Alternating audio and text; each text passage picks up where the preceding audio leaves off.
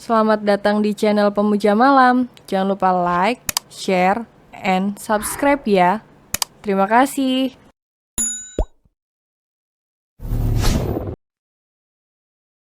Chapter 18, Gak mau bikin keadaan tambah kacau. Papa Diki duduk di kursi depan samping supir. Sedangkan Davin dan Mama Dinar duduk di kursi belakang dengan Sira.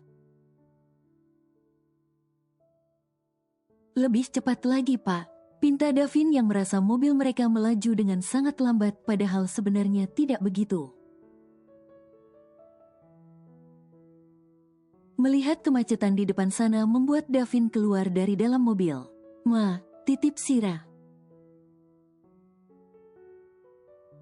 kata Davin saat hendak membuka pintu mobil. Kamu mau kemana, Dav? Tanya Mama Dinar. Aku harus lihat di depan sana ada apa, Ma, biar kita tak kejebak macet. Sahut Davin yang langsung keluar betutu saja tanpa mendengarkan panggilan dari sang mama. Yang ada di pikiran Davin saat ini hanya bagaimana caranya supaya dirinya bisa membawa Sira dengan cepat ke rumah sakit. Sehingga bisa segera mendapatkan pertolongan. Maaf, di depan sana ada apa ya? Tanya Davin pada salah seorang pengendara motor yang kebetulan mereka berboncengan.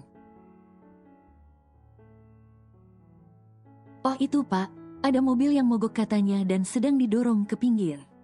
Jawab salah satu dari mereka. Ada apa, Pak? Tanyanya karena melihat noda darah di kaos yang ini dikenakan Davin. Noda darah yang bersumber dari kepala Sira saat dirinya mengendong untuk masuk mobil tadi. Itu calon istri saya sedang terluka dan tak sadarkan diri, jadi kami mau membawanya ke rumah sakit. Jawab Davin. Saya kembali ke mobil dulu, terima kasih tadi informasinya. Ucap Davin yang langsung berlari ke arah mobilnya kembali. Karena penasaran, salah satu dari pengendara motor itu pun mengikuti Davin dari belakang. Dav, panggil Mama Dinar saat Davin masuk ke dalam mobil kembali.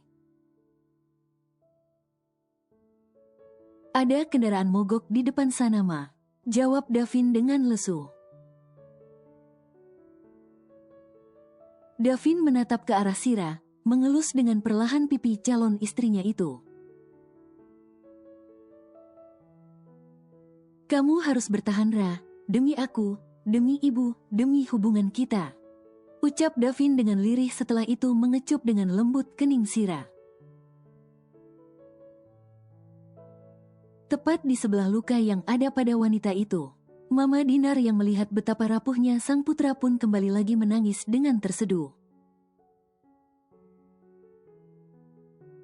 Merasa pintu mobilnya diketuk, membuat Davin langsung menurunkan kaca mobilnya.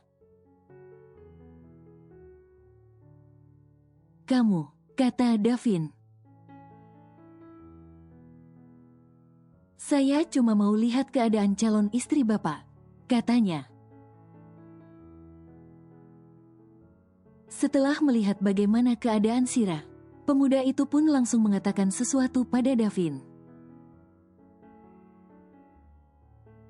Saya dan teman saya tadi akan membantu Bapak agar dapat akses jalan. Jadi tolong tetap di belakang motor kami, katanya dan langsung pergi begitu saja. Dan benar saja, mereka berdua meminta beberapa pengendara agar membantu mendorong kendaraan yang mogok tadi agar segera minggir. Kemudian meminta agar mereka sedikit memberikan jalan untuk mobil milik Davin. Yang tentu saja mereka memberitahu ada keadaan darurat yang mengharuskan segera sampai ke rumah sakit. Tak hanya itu, sesampainya di rumah sakit, Dua orang itu dengan cekatan langsung memanggil perawat. Sehingga begitu mobil Davin sampai, Sira langsung bisa dibawa ke ruang tindakan. Terima kasih atas bantuan kalian, ucap Davin dan Papa Diki. Itu sudah kewajiban kami sebagai sesama manusia, Pak, ucap salah satunya. Kalau boleh tahu kalian berdua tadi hendak kemana? Tanya Papa Diki lagi. Kami mau berangkat ke kampus, Pak. Oh, jadi kalau ini masih mahasiswa, di universitas mana? Sama jurusan apa? Tanya Papa Diki lagi. Di Universitas XX, jurusan perhotelan, Pak. Jawabnya, begitu ya? Kata Papa Diki, kami permisi dulu, Pak. Semoga mbaknya tadi segera sembuh. Terima kasih ya, ucap Davin yang langsung menyahut. Ini, untuk kalian sekedar membeli bensin, mohon diterima ya. Kata Papa Diki memberikan beberapa lembar uang pecahan 100 ribuan. Ah, gak usah, Pak, kami beneran ikhlas menolong. Tolak mereka. Kalau begitu, ini, kata Davin memberikan kartu namanya masing-masing satu. Kalau kalian butuh kerjaan, kalian datang saja ke perusahaan saya. Sambungnya lagi. Terima kasih, Pak, ucap mereka. Saya tunggu kehadiran kalian. Entah kenapa perasaan Ibu Lena sore ini tiba-tiba merasa tak enak. Seperti ada rasa khawatir bercampur dengan sedih, namun tak tahu apa penyebabnya.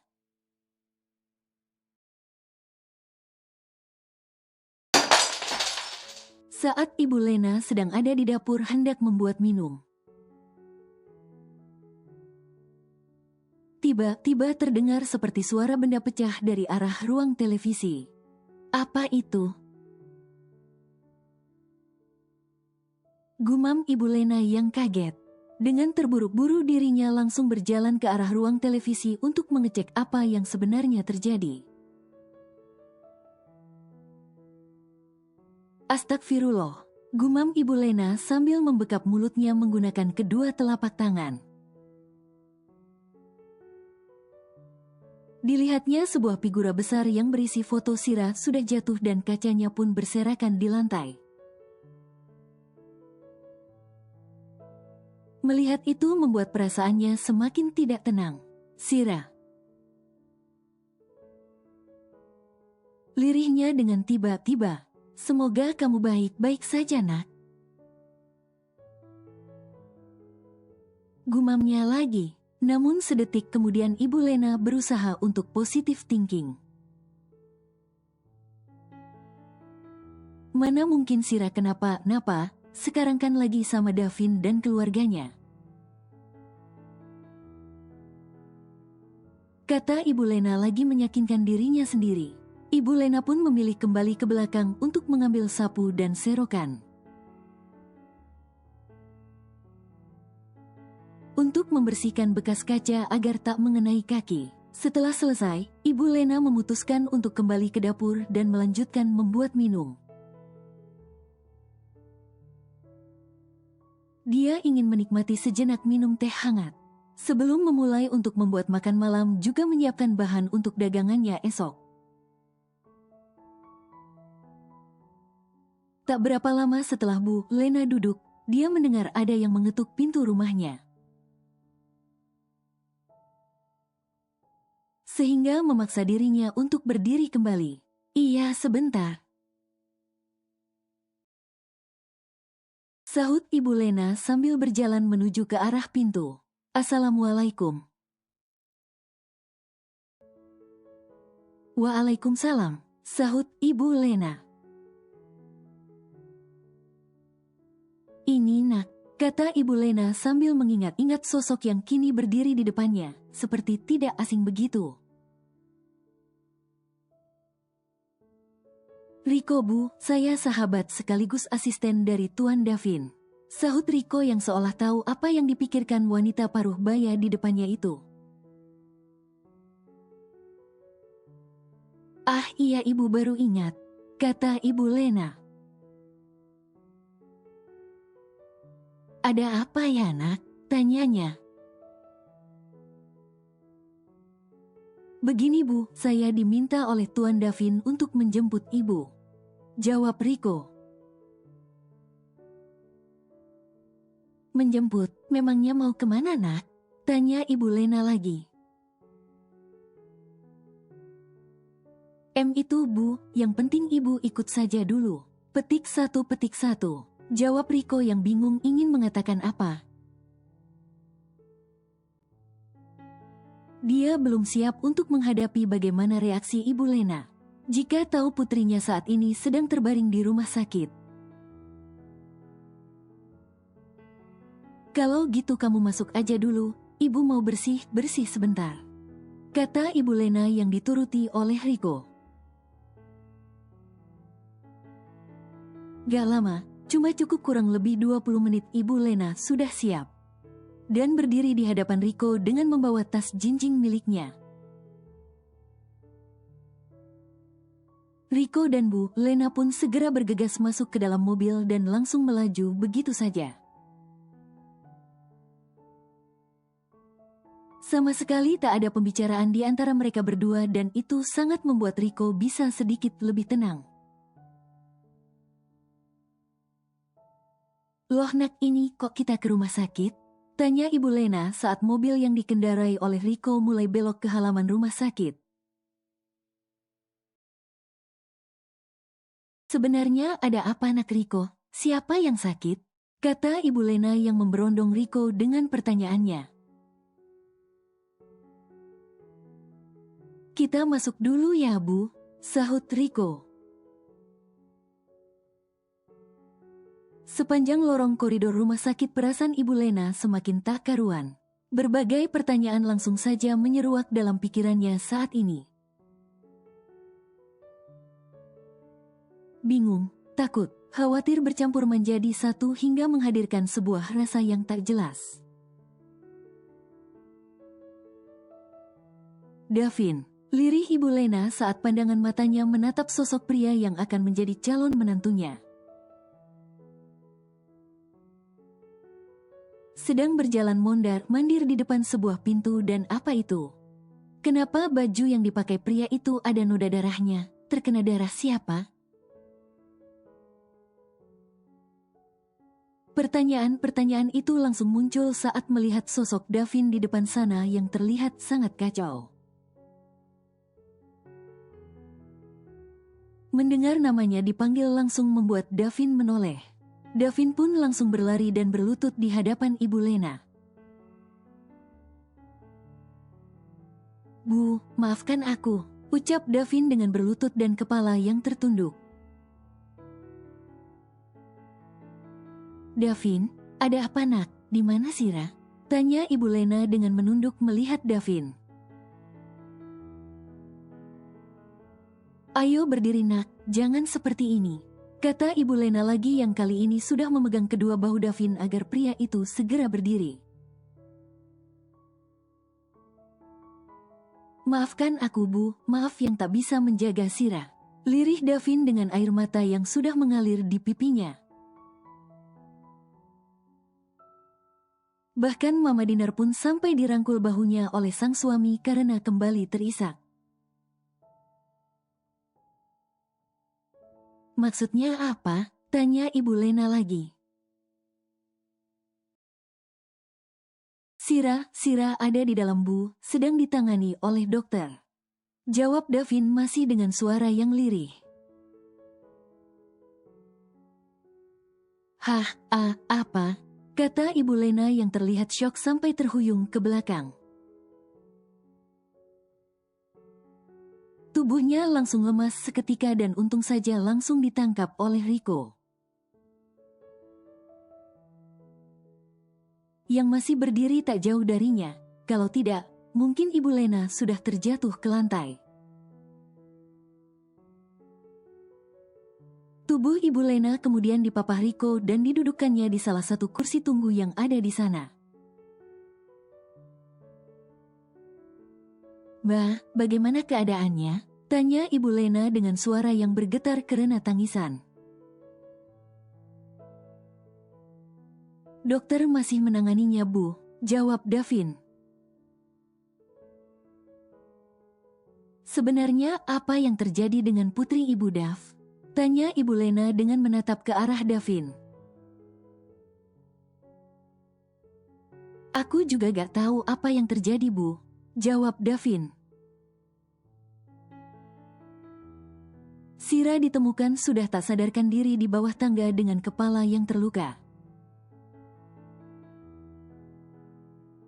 Sambung Davin lagi. "Iya, Jeng, saat kejadian kamu semua sedang berada di kamar karena habis tidur siang. Jadi kami tak tahu kejadian pastinya seperti apa," sambung Mam Dinar. "Maafkan aku, Bu, maaf karena sudah lalai menjaga Sira. Maaf karena sudah membuat Sira seperti ini," ucap Davin yang masih saja mengalahkan dirinya sendiri. "Andai saja Sira tadi pagi gak aku jemput, pasti kejadian seperti ini gak akan terjadi."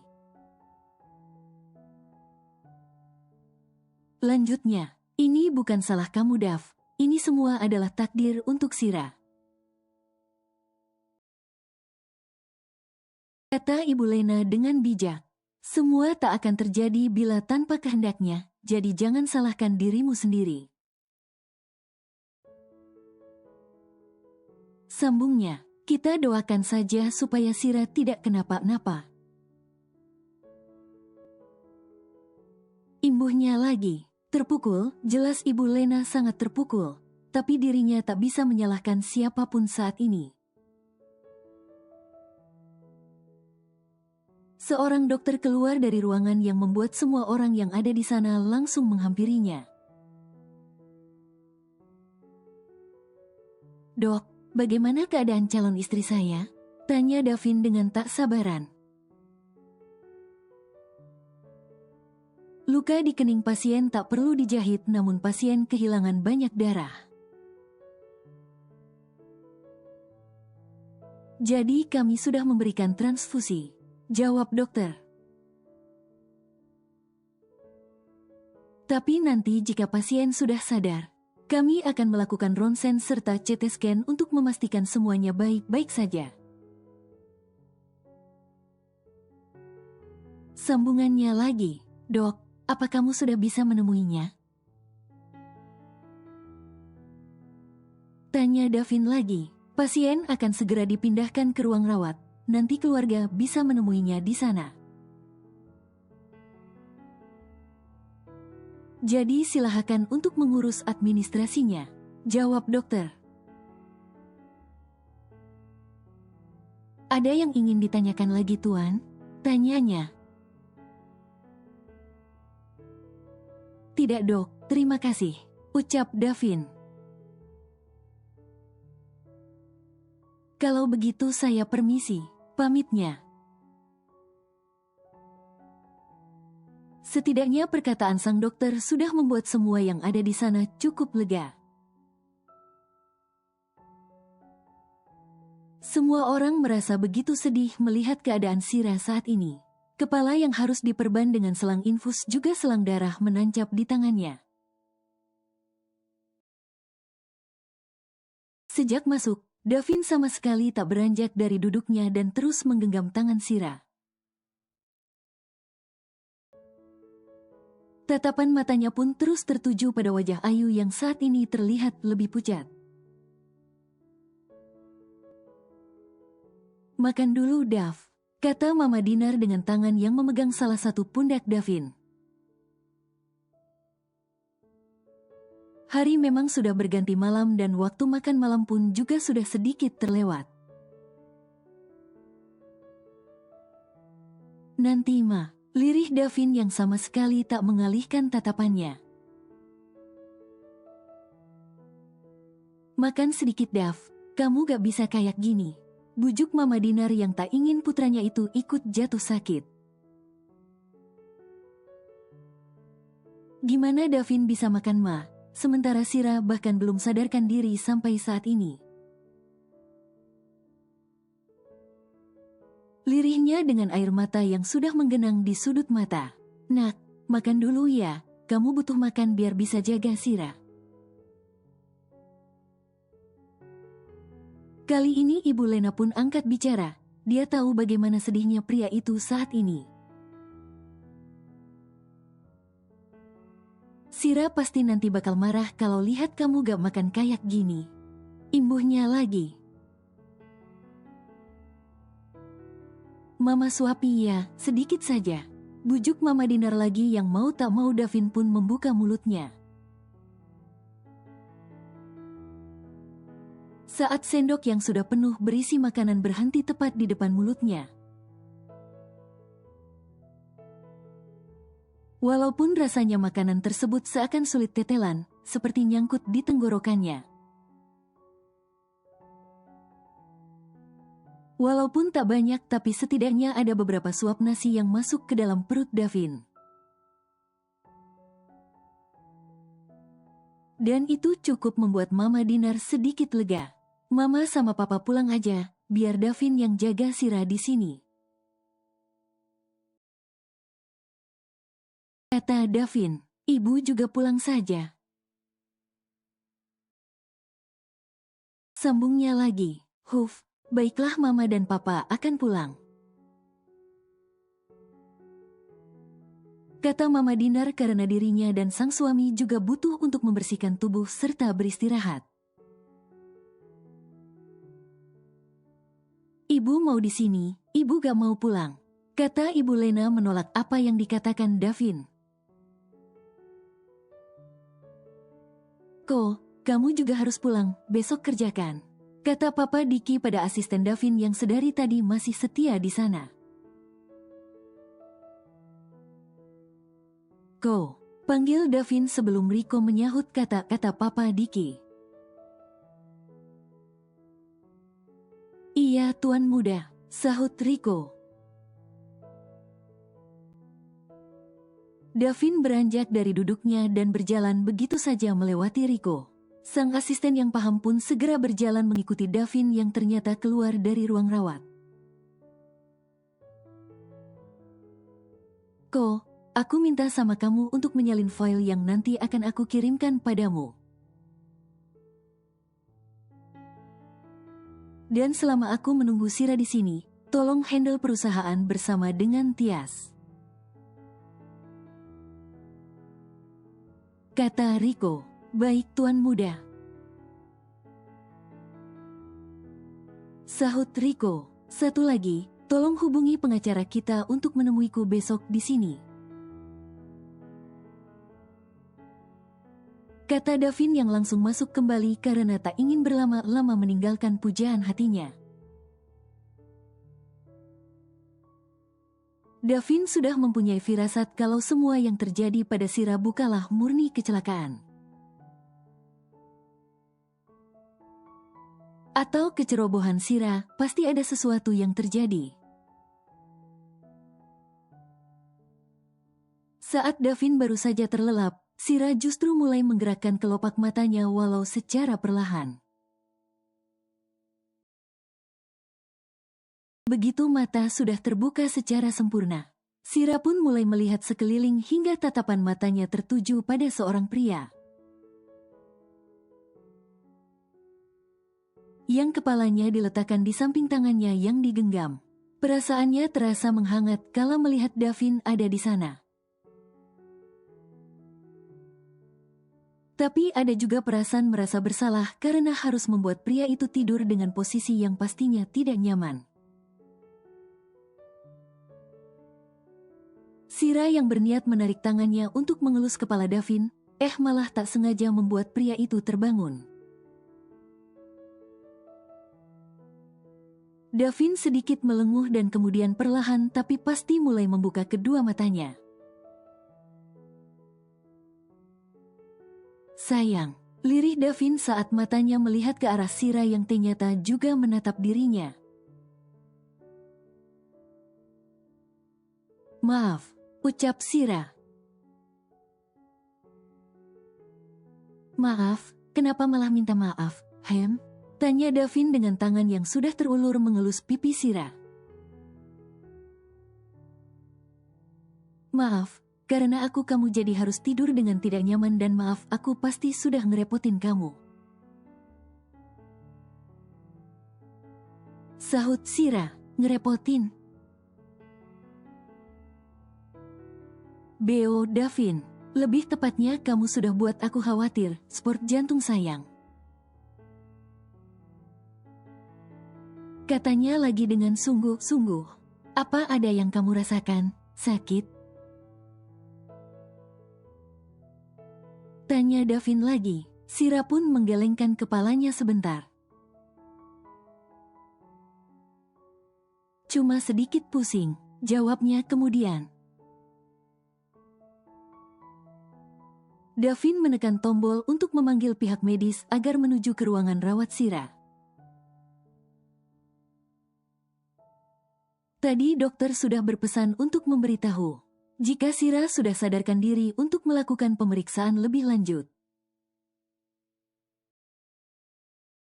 "Sira, nak," kata Ibu Lena yang terbangun karena mendengar seperti suara orang sedang mengobrol. Kebetulan Ibu Lena masih tidur di sofa, belum pindah ke kamar. "Syukurlah nak kamu tidak apa-apa," ibu dan yang lainnya begitu sangat khawatir. Lirih Ibu Lena sambil menangis saat memeluk tubuh Sira yang masih terbaring lemah di atas brangkar. Lidah Sira terasa sangat keluh, hanya untuk membalas perkataan sang ibu pun dirinya tak mampu.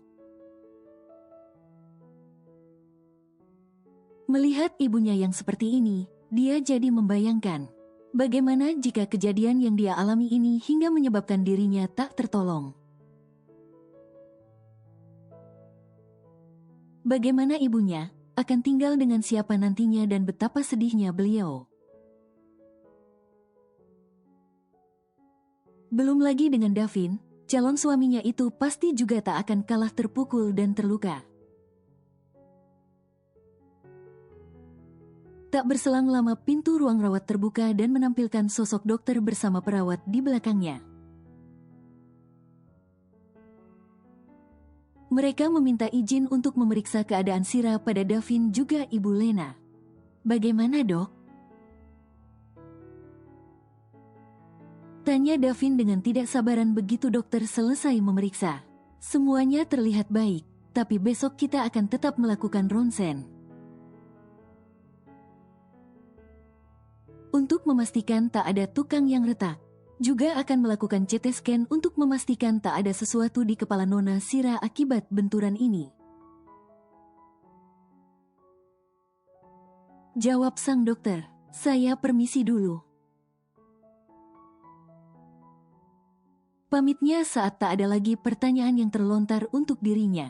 "Ah, baik dok, terima kasih," ucapan Davin. "Ibu, sebaiknya ibu istirahat," kata Sira pada sang ibu. Benar yang dikatakan Sira Bu, ibu lebih baik sekarang istirahat di kamar, biar Davin yang temenin Sira di sini, sambung Davin. "Ya sudah kalau begitu ibu ke kamar dulu ya, kalau ada apa-apa panggil ibu," kata Ibu Lena pada akhirnya yang diangguki oleh Davin. "Mau sesuatu sayang?" tanya Davin. "Makan atau minum barangkali?" tanyanya lagi. "Aku minta minumnya Dav, tenggorokan aku rasanya kering," jawab Sira. Dengan sabar Davin mengambil sebuah botol air mineral juga satu buah pipet dan membantu Sira untuk meminumnya. "Makan ya sayang, sedikit saja," bujuk Davin kemudian. Sira pun menganggukkan kepalanya, karena saat ini perutnya memang sudah terasa sangat lapar. Terakhir makan adalah saat makan siang tadi.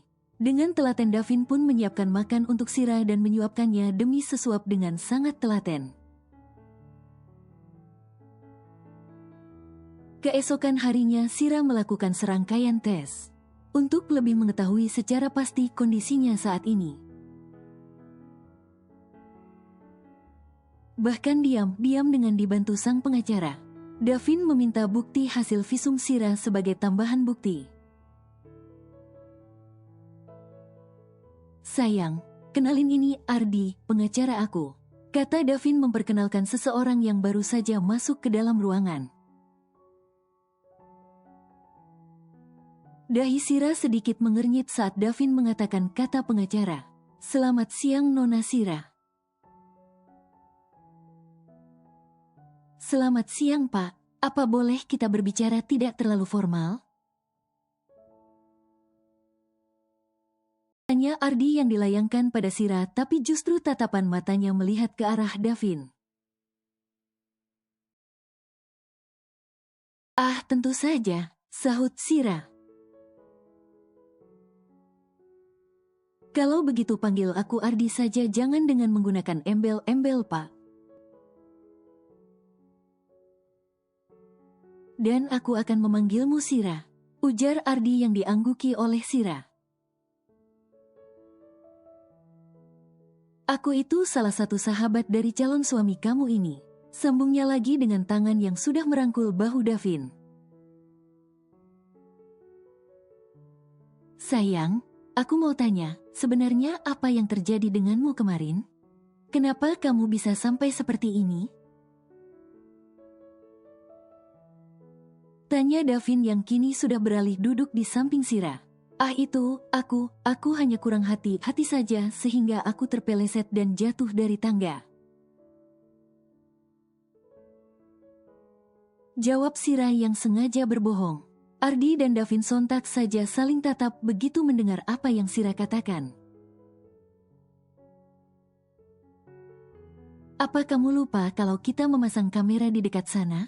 Tanya Davin yang membuat Sira terdiam seketika, ini yang Sira lupakan.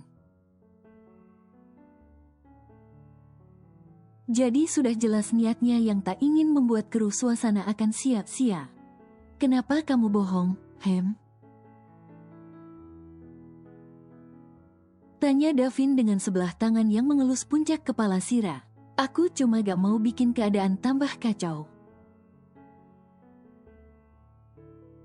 Lirih Sira, ini sudah kriminal sayang, apalagi ini bukanlah hal yang pertama kali. Kata Davin menggenggam tangan Sira. Gak ada yang bisa menjamin dia gak bakal ngelakuin ini lagi dan aku gak mau kamu celaka. Sambungnya, tapi Dav. Kata Sira, ini bukan faktor kecelakaan. Tapi Cika memang dengan sengaja mendorong kamu dan aku sudah melihat rekamannya. Potong Davin. Apa, Cika, jadi Cika yang lakuin ini? Tanya Mama Dinar yang kebetulan baru saja datang bersama dengan Papa Diki. Dan sempat mendengar apa yang Davin katakan. Bersambung.